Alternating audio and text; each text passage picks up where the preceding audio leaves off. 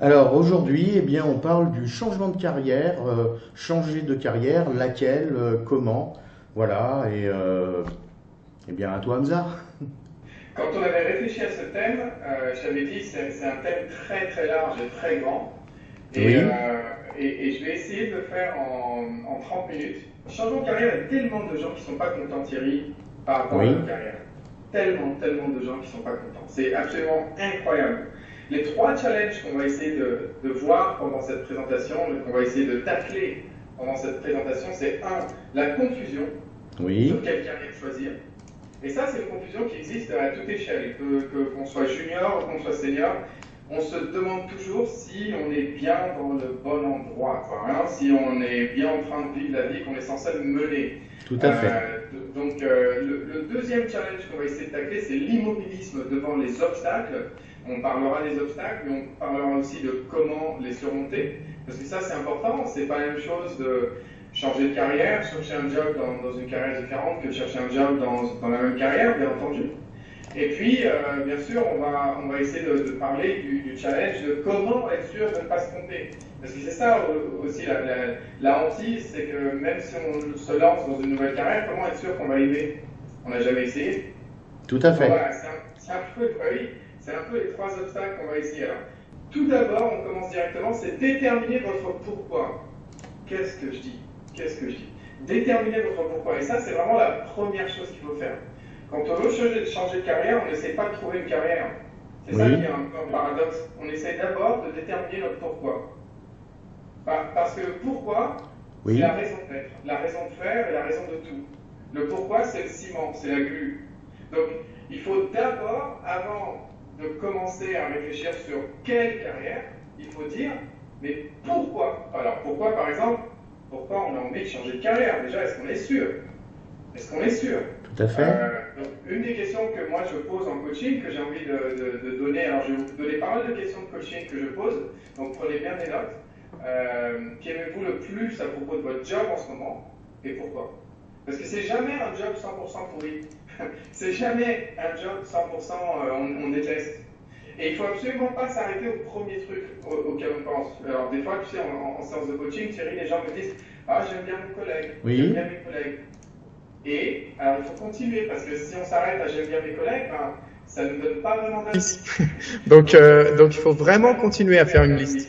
La deuxième chose, c'est que n'aimez-vous pas et pourquoi? Et d'accord. ça, c'est important parce que souvent, si on n'aime pas la société, l'environnement, le management, ça n'a rien à voir avec le changement de carrière. Et très souvent, les gens confondent ces deux choses. Ils n'aiment pas la société, ça fait 5 ans qu'ils y sont, et Oui, ils pensent que c'est le job qui est problématique. Ils pensent que c'est comme ça partout. Donc ça, c'est un point où il faut être très sûr. Troisièmement, pourquoi alors oui, l'avez-vous choisi? Si vous n'aimez pas, pourquoi vous l'avez choisi? Vous d'accord. imaginez quoi au juste? C'est ça qui est important. C'est comment la réalité est différente de ce que vous imaginez. Et c'est comme ça qu'on va commencer à un petit peu diagnostiquer. Diagnostiquer. Diagnostiquer, merci beaucoup. Mais c'est pour ça que tu es là. Je serai le clown de l'émission, merci beaucoup. Donc voilà, ça c'est important. Alors la première chose que moi je recommande en termes d'attitude, c'est de prendre vos responsabilités. C'est D'accord. vous qui avez choisi cette carrière. C'est vous qui avez continué dans votre carrière. C'est Ok. vous qui prenez toutes ces décisions. Vous êtes aujourd'hui là où vos décisions, vos choix, vos actions vous ont mené. Donc c'est vraiment une responsabilité propre. Et le premier ennemi, c'est toujours nous-mêmes. C'est jamais le marché, Ok. jamais les autres, c'est jamais nos employeurs, c'est toujours nous. Et ce qui est très important, Thierry, c'est très important, c'est avant de commencer à réfléchir par rapport à la carrière, c'est ça, on prend responsabilité, on prend nos responsabilités, on dit que c'est de la faute à personne, c'est notre faute.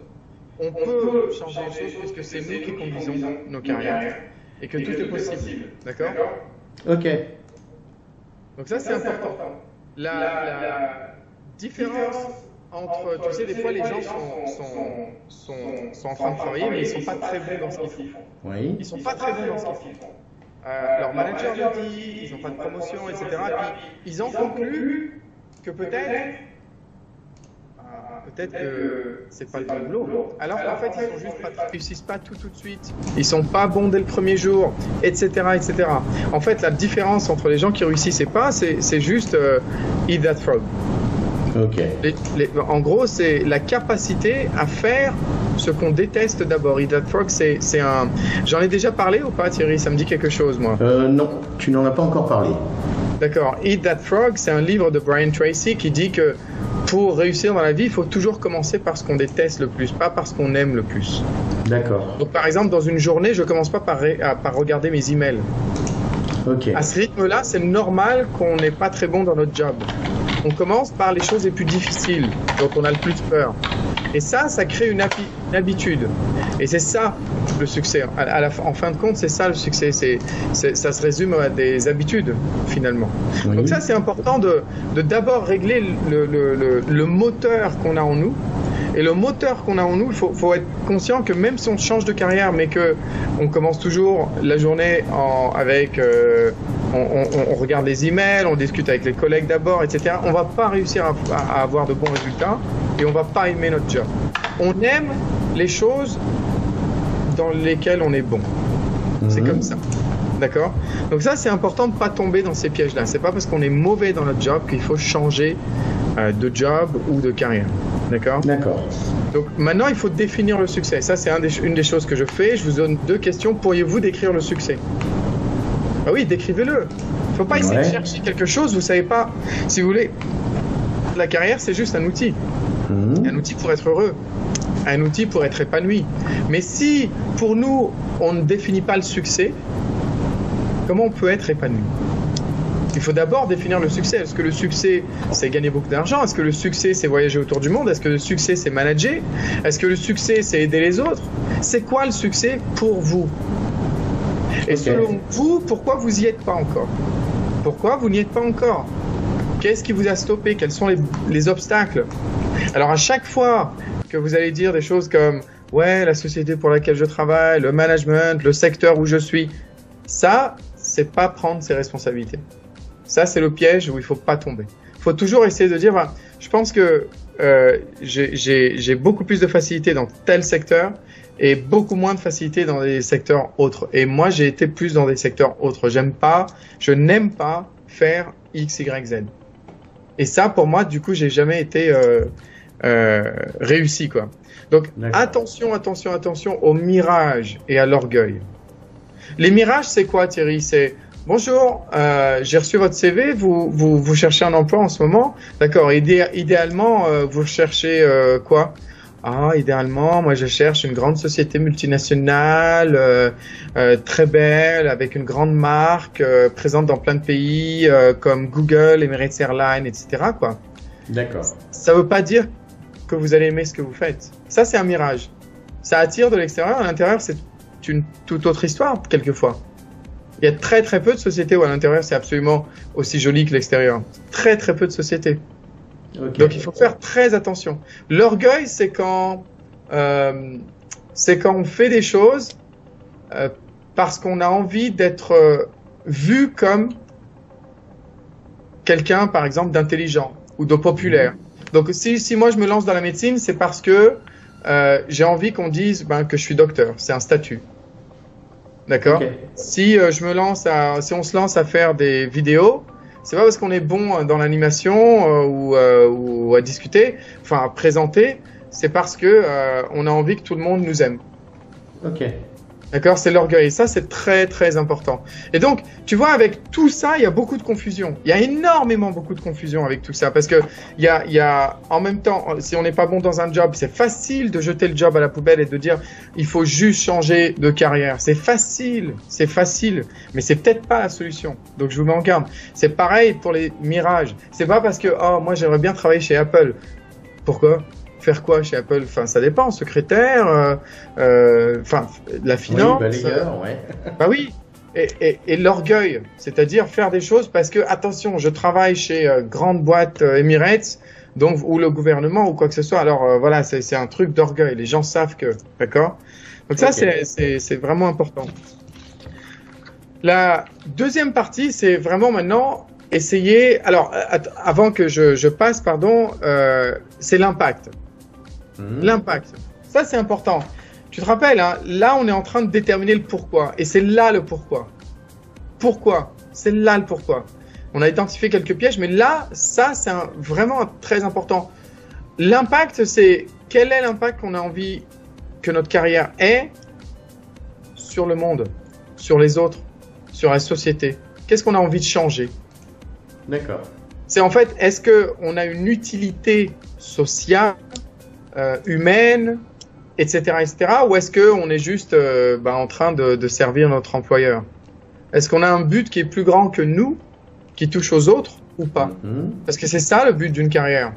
On est épanoui quand on sert à quelqu'un, quand on aide les autres à grandir. Sinon, juste gagner de l'argent, ça saoule très très rapidement. D'accord? Donc ça, c'est important, le pourquoi. Identifier le pourquoi. Qu'est-ce qu'on a envie de faire dans notre carrière? Ça ne veut pas dire forcément aller travailler pour une charité, une organisation caritative. Ça ne veut pas dire ça, Thierry. Okay. Non. Ça veut juste dire, on a un talent, on le met au service des autres. Dans quel domaine? Pour qu'on arrive à faire quoi? D'accord? D'accord. Numéro 2, identifiez votre talent. Oui, parce que c'est ça le truc, c'est que depuis l'école, qu'est-ce qu'on nous dit? On nous dit, il faut choisir un job, il faut choisir une carrière. Oui. Il faut rentrer dans une boîte. Il faut choisir une spécialité. Il faut choisir un diplôme. D'accord? On nous compartimentalise. Et ça, c'est très, très dangereux. C'est extrêmement dangereux parce que maintenant, on pense que notre talent, c'est en fait lié à un job. Donc, on se dit, ah, j'ai envie de faire autre chose, mais je sais pas, peut-être j'ai envie de faire de l'achat. D'accord. Pourquoi de l'achat? Je sais pas, je pense que c'est vraiment, je pense que c'est mieux. Mais quel est votre talent? Quel est votre talent? D'accord. On pense qu'il n'y a qu'une seule carrière qu'on peut faire. En vrai, quand on réfléchit bien, il y en a tellement. Il y en a tellement. Une carrière, c'est juste une série de jobs. Oui. C'est tout. Mais le talent, c'est pas un job.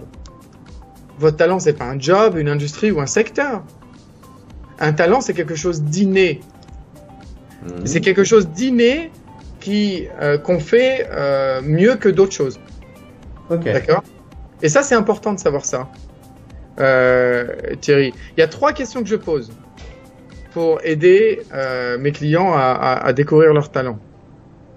La première, c'est que faites-vous le mieux avec le minimum d'effort? Facile. Que faites-vous le mieux avec le minimum d'effort? On a tous des choses qu'on fait beaucoup plus facilement que d'autres et qu'on le fait d'une assez bonne qualité. Oui. Par ça, exemple, c'est l'indice. Vas-y. Par exemple, la répartition des tâches dans Carrière Express. Tu parles et je fais les vidéos. Non, mais c'est vrai. C'est vrai. C'est une illustration. Mais c'est vrai aussi. Parce que effectivement et heureusement qu'on se répartit les tâches comme ça, parce que sinon ce serait pas joli. Alors et en plus, imagine une société où tout le monde ferait ce dont il est fait, quoi. C'est-à-dire ferait les choses. C'est pas bon de traduire de l'anglais au français. Je suis en train de faire n'importe quoi. Il faut que. Imagine une société où tout le monde fait par rapport à son talent. Oui. Juste imagine ça. Que les gens travaillent dans la chose où ils sont naturellement le plus à l'aise. C'est incroyable. Ce serait une société zéro effort. Et ce serait une société qui devrait être théoriquement hyper efficace. Exactement. Et beaucoup plus heureuse. Et beaucoup plus productive. Et épanouissante. Et du coup, beaucoup plus productive, qui créerait beaucoup plus d'emplois, etc., etc. Donc, quand expérimentez-vous un état de flow? Est-ce que tu connais ce mot flow, Thierry? Oui, je connais ce mot flow. En fait, c'est l'état qu'on ressent quand on est en train de faire exactement ce pourquoi on est fait et qu'on en tire des satisfactions. C'est exactement ça.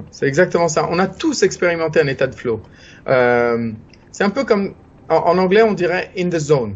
In the flow or in the zone. C'est quand ce qu'on aime faire, donc le cœur, est complètement aligné, connecté à notre esprit, notre intellect. Et quand on est dans cet état-là, on a l'impression qu'on réfléchit beaucoup plus vite, on n'a plus l'impression du temps qui passe, on s'oublie dans la tâche. On s'oublie dans la tâche. C'est magnifique en fait, c'est un petit peu une espèce de transe professionnelle. Oui. C'est un petit peu une espèce de transe professionnelle, sans drogue, je vous promets,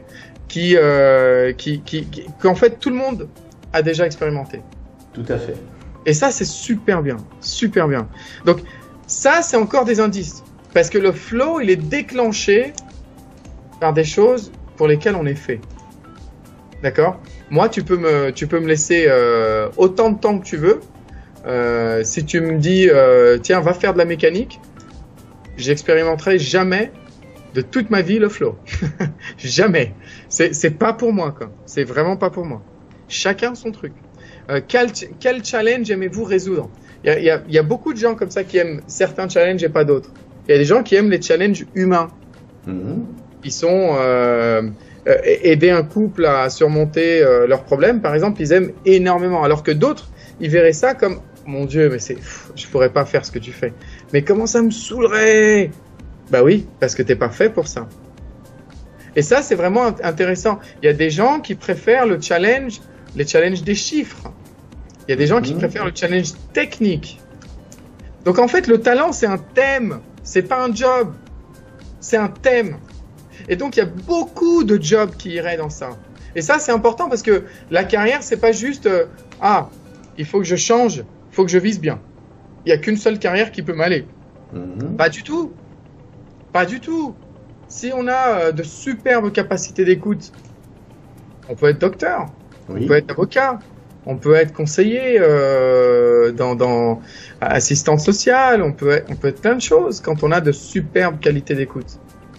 Et ça, c'est important. On peut être vendeur, commercial. Donc voilà. Le talent, comment ça fonctionne? Il n'y a pas beaucoup de gens qui connaissent leur talent. Pas beaucoup de gens. En général, il est enseveli sous terre. Les gens ne le connaissent pas. On vit nos vies un petit peu en autopilote parce qu'on ne sait jamais, on s'y est jamais pensé. On n'a jamais arrêté l'horloge et dire, on va s'écouter un petit peu. On va essayer de réfléchir à ces questions-là. D'accord. Pour une fois. On va essayer d'arrêter d'écouter les gens qui nous disent faut choisir un boulot. Faut choisir un boulot. Faut choisir tout de suite. Faut choisir tout de suite. Mais c'est parce qu'on nous demande de choisir tout le temps qu'on fait des erreurs. Si on prenait le temps de s'écouter, on serait plus en harmonie avec ce qu'on est fait, pourquoi on est fait. Ensuite, quand on commence à trouver notre talent, il ressemble à ça. C'est-à-dire que, ça, c'est un diamant. Pas très beau. Parce que, à la base, le talent, c'est pas parce que moi, je suis bon, je sais pas, dans le foot, c'est pas parce que j'ai un talent dans le foot que je serai bon dans le foot. Faut encore que j'aille à l'entraînement. Faut encore que je m'entraîne. Faut encore que je me muscle, etc., etc. Et c'est seulement là que je brille. Et vous rappelez, tu te rappelles Thierry, j'avais dit le pourquoi, c'est-à-dire l'impact qu'on a envie de créer sur les autres. C'est seulement là qu'on commence à briller sur les autres. C'est seulement là. Quand notre talent se transforme en compétence. Mais comme c'est un talent, ça brille de mille feux quand ça se transforme en compétence. On devient très, très bon. D'accord? Messi, Leonardo, tous ces footballeurs, ils sont pas nés comme ça. Ils ont dû s'entraîner comme jamais. Des années et des années. D'accord? Tout à fait. C'est pour ça que je dis en termes d'attitude, c'est pas parce qu'on fait quelque chose pour lequel on est fait que ça va être facile. Maintenant, les gens vont eat that frog. Ils vont faire des choses qu'ils n'aiment pas faire. Aller à l'entraînement sous la pluie, etc., etc. C'est comme ça. Lire des livres, s'entraîner. D'accord? Donc, ce qui est important, c'est que travailler dans votre zone de talent, c'est la porte d'accès à votre potentiel réel. Je vais répéter. C'est super important. Travailler dans notre zone de talent, c'est la porte d'accès à notre potentiel réel. Et notre potentiel réel, c'est là où on va expérimenter le succès, Thierry. Seulement là, le vrai succès. Un succès continu. Un succès qui touche beaucoup de gens. Un succès vraiment qui explose. C'est parce qu'on a tapé dans notre potentiel réel. Et c'est ça que les gens n'arrivent pas à faire. C'est pour ça que les gens ne sont pas heureux aujourd'hui. Ils n'ont pas de bons résultats. Ils n'aiment pas ce qu'ils font. C'est parce que, un, ils ne sont pas dans leur zone de talent. Et deux, peut-être, ils ne travaillent pas dur pour faire en sorte que ça se transforme en diamant. Pour avoir tu comprends? Et oui, ça, je comprends parfaitement, oui. Donc voilà, l'idée aussi, c'est que ce qui est important, c'est maintenant essayer de se dire, bon, d'accord, je vais faire cet effort, je vais essayer de comprendre un petit peu ce que j'aime pas, me poser des questions, vraiment faire l'effort de la solitude, de poser des questions à mes proches, etc., pour essayer de trouver ma zone de talent, d'accord? Mais maintenant, c'est pas parce qu'on a envie de faire quelque chose qu'on va pouvoir la faire. Il va y avoir une distance, des obstacles entre ce qu'on a envie de faire et la possibilité de le faire. Et c'est là que l'étape numéro 3, qui est vraiment analyser le gap, analyser l'espace entre ce qu'on a envie de faire et ce qu'on peut faire. Ok. D'accord? Ça, c'est important. Donc, on a identifié notre talent. Maintenant, ce qu'il faut comprendre, c'est que dans toute transaction, la condition pour convaincre qui que ce soit, la condition pour convaincre qui que ce soit, en vente, en relation conjugale, en peu importe, d'accord? Ok. La condition pour convaincre qui que ce soit, c'est que la valeur ajoutée pour la personne soit plus grande que l'effort qui est demandé. Ça veut dire quoi? La valeur ajoutée plus grande que l'effort demandé. Imagine un employeur. Oui. Un employeur, d'accord, lui cherche de la valeur ajoutée. Maintenant, l'effort, c'est quoi pour l'employeur l'effort? Ben, l'effort, si tu réfléchis bien, ça va être déjà le coût de la personne. Tu vois? Il va pouvoir recruter une personne si le coût, l'effort demandé par l'employeur, va être moindre que la valeur ajoutée qu'il va avoir. D'accord? Okay. Donc, exemple d'effort. À la base, il ne vous connaît pas. Il y a aussi le risque que vous ne soyez pas apte, capable. Pourquoi? Parce que vous ne l'avez jamais fait. Vous n'avez jamais fait, par exemple, vous changez de carrière. Vous n'avez jamais fait cette carrière. Donc, il y a un énorme risque. Qui dit risque, qui dit peur.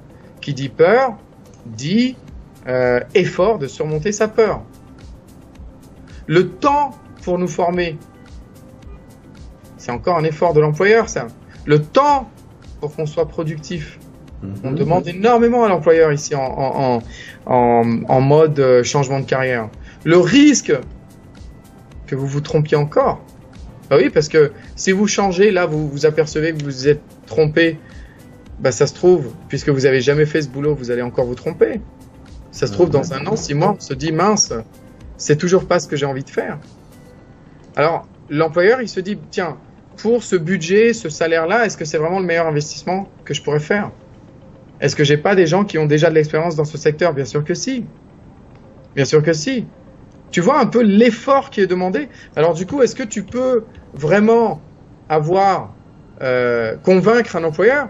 Il faut absolument, maintenant qu'on réalise l'effort, il faut absolument qu'on se batte pour la valeur ajoutée. Il faut que la valeur ajoutée dépasse tout ça. Dépasse tout ça. Sinon, la formule ne marche pas. Ok. Ça fait du sens? Oui, énormément. Tu me dis, hein, t'es mon seul baromètre, hein, Thierry. Si jamais ça fait pas de sens, tu me le dis. D'accord? Alors, maintenant, ce qui est important aussi, c'est que ça va pas être facile. Il faut être. Moi, je suis pas là pour dire des bêtises. Ça va pas être facile. C'est comme ça. Donc, il y a premièrement, est-ce que vous êtes prêt à sacrifier des choses, du temps, de l'argent? Est-ce que ça c'est important? Combien de temps? Les gens veulent tout de suite. Attention, j'ai 10 ans d'expérience, mais je recommence à zéro dans une autre carrière. Oui, mais j'ai pas envie de gagner un salaire très très bas quand même. Et t'as 0 expérience. Oui, mais j'ai beaucoup d'expérience sinon à part ça. Mais ok. Est-ce qu'on est prêt à sacrifier? Est-ce qu'on est prêt? Parce qu'il y a plein de gens qui disent, oui, je veux faire ci, je veux avoir ci, je veux devenir ça, etc. Mais est-ce qu'ils sont prêts à investir? Est-ce qu'ils sont prêts à sacrifier ce qu'il faut sacrifier? Du temps, de l'argent. Des fois, commencer à des positions juniors, en stage, faire du bénévolat, juste pour avoir de l'expérience, pour investir. Tu sais, quand on est étudiant, ce qui se passe, Thierry, c'est que on est en mode investissement. L'investissement, on paye. On paye. On nous paye pas pour aller étudier. Bon, on nous donne des bourses quelquefois si on est chanceux. Si on est chanceux, mais on nous paye pas pour aller étudier. Pourtant, c'est du travail. Mais les gens, il y a même des écoles qui sont payantes. Beaucoup d'écoles, la majorité des gens passent par des écoles payantes maintenant, de plus en plus. Et alors, attends, Thierry, là, on n'a pas de problème. On se dit, on investit, on sacrifie. Parce qu'on a un idéal en tête. Mais plus tard, ça devient plus dur parce que bon, on a peut-être une famille. Mais souvent, on réalise pas qu'avec un changement de carrière vient un sacrifice. Il y a un prix à payer pour tout dans la vie. D'accord. Et souvent, les gens demandent.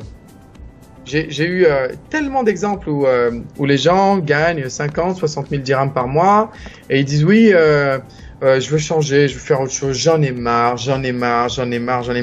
Et alors tu dis d'accord, et puis tu fais, et tu dis, et ils te disent d'accord, ouais, non, t'as raison, je vais essayer de faire ça me paraît, c'est plus moi. D'accord, et en termes de salaire, ben 60. Mais non, c'est pas possible. Comment ça, 60? Enfin, 55 à la limite, mais là je peux pas, j'ai un crédit IMO, j'ai une famille, une femme, des enfants, je peux pas. L'employeur, ils savent ce qu'ils veulent. Alors là, c'est la faute aux employeurs, bien sûr. C'est intéressant ce que tu dis parce que ça nous ramène un peu à l'émission, tu sais, qu'on avait fait sur l'emploi, sur création d'entreprise. Et justement, c'est exactement les mêmes difficultés, à savoir qu'à un moment donné, quand on a un projet, il faut être capable d'investir dedans. Et qu'il n'y a pas d'investissement zéro avec un retour immédiat. À un moment donné, il faut, comme on dit dans le monde du jeu, payer pour voir. Mais c'est exactement ça. Les gens ne sont pas prêts à payer pour voir. Ils oublient très très vite que la valeur perçue doit dépasser l'effort. Alors du coup, soit on diminue l'effort de l'employeur en disant bah, recrutez-moi gratuitement, j'invente, du coup ça coûte moins cher, ou alors on est une superstar et la valeur ajoutée est énorme. D'accord? Et ça c'est important. Donc voilà. Ok. Une seconde, je viens d'avoir une... Ok. Thank you. Voilà. Il y a ma fille qui a fait une incursion, je suis vraiment désolé. Ça n'est pas grave, tu n'es pas à l'écran. Ah cool, d'accord. Donc ça c'est important. Qu'est-ce qu'on est prêt à sacrifier? Combien de temps? Bah oui, parce que c'est pas juste non mais je sacrifie mon salaire, c'est peut-être aussi sacrifier, recommencer à zéro. Recommencer à zéro. Et il faut se rappeler que la vie elle est faite de cycles. On investit et on a un retour sur investissement. On investit, on a un retour sur investissement. On souffre, on profite. L'été, l'hiver, le jour, la nuit. C'est un cycle, la vie. Et donc, ce qui est important, c'est de recommencer un cycle, mais d'être prêt à payer le prix. D'être prêt à payer le prix. Parce que c'est bien de dire, non, mais moi, j'en ai marre, j'ai envie de faire X, Y, Z. D'accord. Et vous êtes prêt à quoi? Bah, ils sont pas prêts à diminuer soit l'effort de l'employeur, donc en termes de coûts, en termes etc., ou alors à avoir une valeur ajoutée colossale. On va étudier les deux choses, d'accord? Donc justement, se positionner, d'accord? Se positionner. La meilleure façon de se positionner, en fait, la meilleure façon, et ça c'est vraiment important, je vais le répéter 150 fois, juste maintenant je vais le répéter 30 fois, allez. La meilleure façon de changer de carrière est au sein même d'une société. Au sein même de son employeur. Pourquoi? Bah parce que le risque, il est moindre. Pourquoi? Parce que l'employeur nous connaît. Il nous a vus à l'œuvre. Il y a des gens qui peuvent parler de nous. La meilleure façon de changer de carrière, c'est quand on est dans une société. C'est important. Les gens, ils aiment bien avoir beaucoup de challenges. Tu sais, je le vois dans mon coaching. Ils n'ont pas de travail. Premier challenge, ils doivent en trouver un. Et deuxième challenge, ils te disent, ah, en plus, je veux changer de carrière. Mais ça fait 2 challenges, c'est super dur. Voilà. C'est vraiment super dur. Et tant que j'y suis, je change de continent. Oui, c'est exactement ça. Et je veux travailler sur un autre marché que je connais pas et que j'ai jamais fait. Et c'est super dur. Alors les gens, effectivement, bon, c'est pour ça que mes clients s'arment d'un coach. Mais même comme ça, ils savent que c'est dur. Ils savent que c'est dur. Mais il y en a qui s'arment même pas de coach. Ils quittent et disent je veux changer. Waouh. Ouais. Alors à titre d'illustration. Une fois de plus, je vais faire quelque chose qu'il ne faut pas faire, c'est-à-dire je vais parler de moi, mais c'est exactement ce qui m'est arrivé quand j'étais dans un grand groupe informatique, Siemens, où j'étais en fait support technique et où je suis devenu marketing.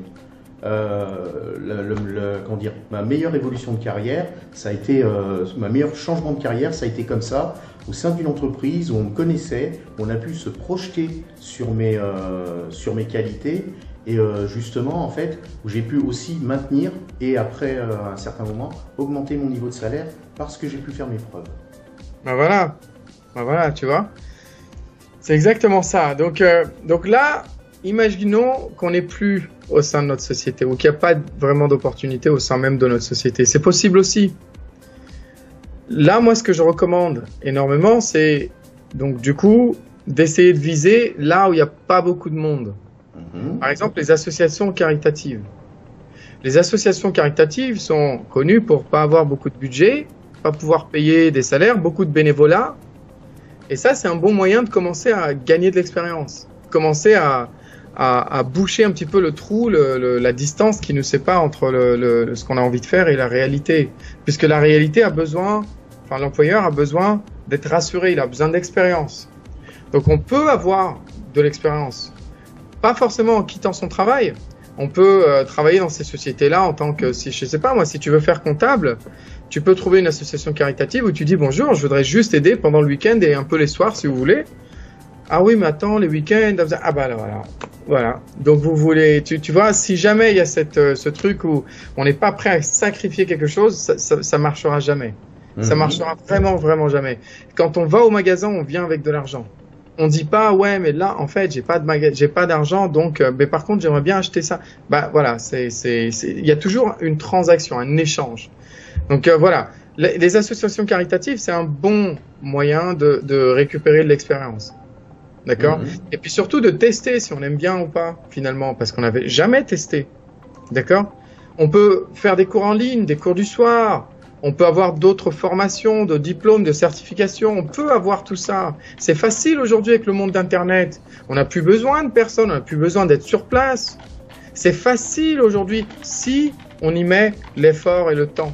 C'est facile. On peut aussi commencer à travailler pour soi. On peut aussi commencer à travailler pour soi. Si, je sais pas moi, si d'un seul coup... j'ai envie de faire consultant en botanique. Oui. D'accord ? Ben, la première chose que je ferais, c'est, supposant que j'ai de bonnes connaissances, que j'ai peut-être une formation ou quoi, la première chose que je ferais, c'est des vidéos. En disant, si vous voulez des renseignements, n'hésitez pas à aller sur mon site pour que je vous donne plus de renseignements, appelez-moi, et puis alors les gens m'appelleraient. Okay. Et puis il dirait bah tiens Hamza, j'ai vu vos vidéos, comment ça se passe pour j'ai une plante là qui va pas très bien ou j'ai un rosier ou je sais pas quoi qui va pas très bien, qu'est-ce que vous me conseillez, etc. Et boum, je commence ma carrière. Ah oui, très très dur, tu vois, en termes de société là, d'entrepreneuriat, j'ai investi énormément d'argent, rien de tout ça. Tu vois comme quoi c'est pas si facile, pas si difficile que ça. Il y a beaucoup de mamans à la maison, par exemple, qui sont à la maison et qui disent j'ai envie de faire autre chose, mais qui attendent. Ou alors qui disent oh, j'ai envie de travailler dans le gouvernement, pour le gouvernement, ou alors dans une école. Bah oui, mais peut-être que en se bougeant, en faisant des choses, on va commencer à justement avoir de l'expérience, avoir de la visibilité, etc., etc. Donc c'est pareil, on monte notre propre société. Alors les startups, c'était pas la bonne explication. Les startups, c'est de se rapprocher de ces startups, de se rapprocher de ces gens qui ont pas beaucoup de budget et qui ont une soif évidente de talent, mais enfin voilà, c'est ça le côté startup. Le côté startup, c'est d'aller justement comme Meetup, aller dans des cercles d'entrepreneurs et de proposer ses services, de dire écoutez, j'ai pas de diplôme en XYZ, en compta, mais je voudrais me faire un peu d'expérience, j'aime bien votre projet, j'essaie de trouver un bon projet qui me passionne, et puis je vous aide bénévolement pourvu que je puisse me faire de l'expérience, quoi. Vous croyez que ça va être accueilli comment, ça? Favorablement. Non, va-t'en Belzémuth? Non, bien sûr que non. Les gens vont dire waouh, je tomberai jamais sur ça, parce que les gens ne sont pas prêts à investir. Donc voilà. L'autre chose, c'est vraiment essayer de faire des blogs, des présentations, des webinars, des choses pour augmenter la visibilité. Moi, si je devais, si je devais par exemple rentrer dans les RH, supposons que j'ai 0 expérience en RH, que je viens du monde de l'IT. J'essaierais par exemple d'aller envoyer des emails à plein de directeurs RH et de faire une présentation sur comment faire en sorte, je sais pas, comment recruter les meilleurs talents en économisant 3 fois plus. Est-ce qu'on pense que les directeurs RH vont venir voir cette présentation? En économisant 3 fois plus, recruter de meilleurs talents. Mais bien sûr qu'ils vont voir cette présentation. Ils vont venir. Et c'est là que les gens vont être exposés. C'est là qu'on va avoir une chance. À la fin, on dit, n'hésitez pas à m'appeler pour plus de renseignements.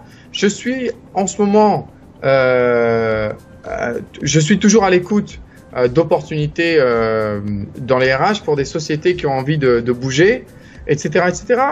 Tu vois, un peu comme les blogs, les articles, les vidéos, les présentations, ça peut, encore une fois, faire pencher la balance en notre faveur. Ça fait du sens? Tout à fait. Un dernier point, c'est les entretiens d'information. Et ça, c'est une partie du réseautage. C'est quoi la définition du réseau? Le réseau, il faudra qu'on fasse une émission sur ça. Oui, le réseau, le réseau, c'est l'acquisition de contacts, l'acquisition active de contacts. Donc, c'est ça. C'est toujours essayer de connaître d'autres personnes. Et les entretiens d'information, c'est quand je vais vers toi, Thierry, et que je te dis, écoute, Thierry, je m'ennuie un petit peu dans mon domaine. Je suis en train d'analyser pas mal d'options pour ma carrière. Je voudrais savoir quels sont les gens qui sont autour de toi,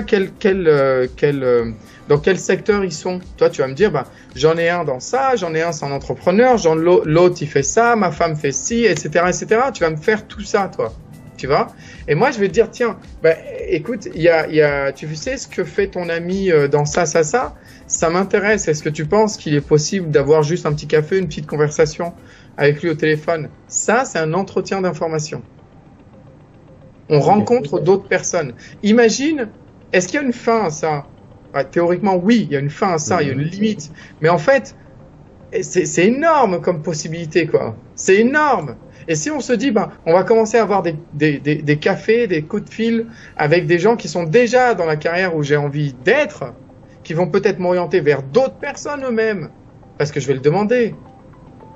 Tu vois, la puissance du réseau, ça va faire que non seulement je m'instruis sur la carrière, est-ce que j'aime vraiment, mais en plus, je vais rentrer dans le milieu.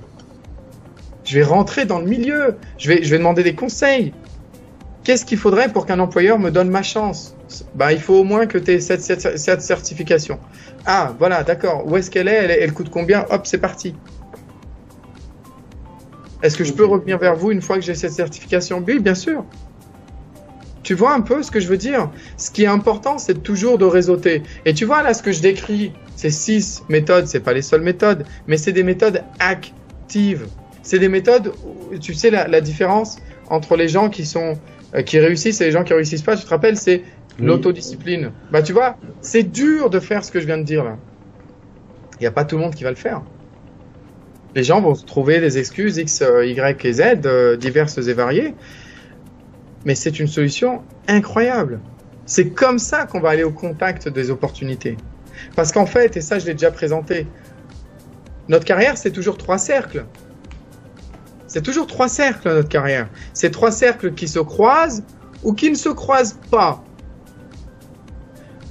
On va dire qu'ils se croisent. Mais quand ils ne se croisent pas, je vous dirai tout à l'heure comment c'est. En gros, le premier cercle, c'est le cercle du marketing. Le marketing, tu sais, une définition du mot marketing, c'est attirer. Attirer. D'accord? Un CV, c'est pour attirer des employeurs. D'accord? Attirer des propositions d'entretien, des appels téléphoniques, etc. Une pub, c'est pour attirer un client potentiel vers un magasin. D'accord? C'est toujours attirer. Quand on a notre marketing qui est en place, c'est-à-dire qu'on a un bon CV qui marche, qu'on attire, d'accord? Et qu'on a le deuxième cercle qui est que on est capable de se vendre, pas de vendre ce qu'on a fait. Vendre ce qu'on a fait, c'est bien, mais de se vendre, ça nécessite aussi qu'on s'aligne à ce que cherche l'employeur. C'est-à-dire de prendre ce qu'on a fait, juste les compétences qu'on peut transférer. Tu vois ce que je veux dire, Thierry, hein? Et donc, ça, c'est vraiment le deuxième cercle. Le deuxième cercle, c'est celui de la vente. Et enfin, le cercle de délivrer. C'est-à-dire, c'est là où en fait, on doit travailler dans notre zone de talent. C'est le travail qu'on fait. C'est le travail qu'on fait. C'est le troisième cercle, le cercle bleu, où on doit travailler dans notre zone de talent. Et tu vois, l'image que j'ai choisie, c'est vraiment une image où on crée un impact pour les autres.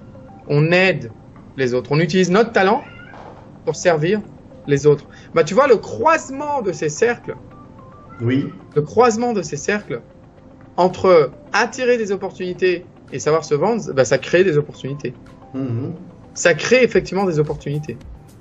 Entre savoir se vendre et délivrer, savoir délivrer un service 5 étoiles, donc, peu importe ce qu'on fait, que ce soit de la compta, de l'IT, peu importe, eh ben, c'est là qu'on va être capable d'avoir une raison d'être pour notre carrière, créer un impact. Et c'est là, c'est dans l'impact sur les autres qu'on va trouver l'épanouissement. L'épanouissement, c'est pas personnel. En fait, notre épanouissement personnel dépend de notre valeur ajoutée qu'on a sur le monde, sur la communauté, sur les communautés, sur nos familles, etc. On est épanoui quand on sert les autres. D'accord? Et enfin, le croisement entre justement travailler, c'est-à-dire vraiment là, en fait, ce que j'aurais dû mettre au lieu de la photo dans délivrer, j'aurais dû mettre la photo d'un diamant.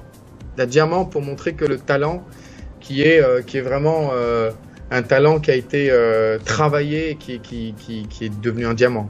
Et ben là, ici, on commence à se développer une réputation. C'est là c'est ce qu'on appelle aussi notre branding, personal branding. Notre réputation. On est connu pour. Ben ça attire du monde aussi. Tu vois un peu comme, c'est pour ça que ça croise le marketing, c'est parce que quand on est connu pour être bon dans quelque chose, ben d'un seul coup les choses fonctionnent. Et tu vois, c'est ces 3 cercles qu'il faut garder en tête. Quand on n'est pas bon dans un des cercles, les cercles sont déconnectés. Alors tout le monde va dire, ouais, j'ai déjà un CV, ouais, je me débrouille pas mal en entretien, ouais, je suis pas mauvais dans mon job. Mais en fait, c'est pas des cercles qui se croisent. Du coup, on crée pas les choses qui sont en bleu, les opportunités. On n'a pas cet impact qu'on a sur le monde. On développe pas une réputation. Tout le monde se market, tout le monde se vend, tout le monde travaille. Mais quand ces cercles sont pas grands et qui se croisent les uns les autres, bah c'est là qu'on a des problèmes. Alors, tu sais, le truc de carrière, c'est que c'est facile d'en parler quand on est de l'extérieur. Mais tu sais, quand on est à l'intérieur, y a une expression anglaise, Thierry, qui dit It's hard to see the big picture when you are in the frame. C'est très beau et c'est très vrai. C'est difficile de voir les choses en grand quand on est à l'intérieur de la chose. Oui. En français, on dit avoir le nez dans le guidon. Ouais, c'est plus beau, je trouve, l'anglais là. Oui. Sur ce coup-là. It's hard to see the big picture when you are in the frame. Tu vois, quand on regarde cette photo, nous, on se dit, on peut trouver le chemin tout de suite. C'est facile. Mais quand on est à l'intérieur de nos carrières, c'est très difficile. On voit pas les choses comme ça. Du tout, du tout. C'est une histoire de perspective. C'est un petit peu aussi pour ça que les gens utilisent des coachs ou des gens d'extérieur pour pouvoir les conseiller. Donc, tu vois, ça, c'est un point important. Et d'ailleurs, Thierry, n'hésite pas à partager le lien, s'il te plaît. S'il y en a qui veulent faire une consultation gratuite, n'hésitez pas, bien sûr. Vous allez sur mon site. Thierry va partager le lien. Et n'hésitez absolument pas.